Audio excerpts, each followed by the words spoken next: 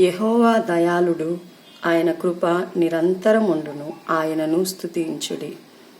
ప్రియమైన దేవుని బిడ్డలారా, ఈరోజు జూన్ 11, 2024 దేవుడు మనతోనే మాట్లాడుతున్నాడు.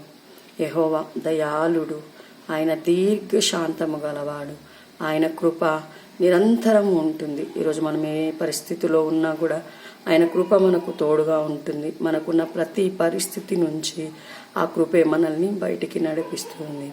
అందును బట్టి మనము ఆయనను ఎప్పుడూ స్తుతించేవారిగా ఉండాలి. మనకున్న కష్టంలో, నష్టంలో, ఇరుకుల్లో, ఇబ్బందుల్లో, ప్రతి సమస్యలోనూ కూడా మనం ఆయనను స్తుతించినప్పుడు ఆయన కృప మనకు తోడుగా ఉంటుంది. కృప వెంబడి కృపతోటి ఆయన మనల్ని నిరంతరము నడిపించే దేవుడుగా ఉన్నాడు.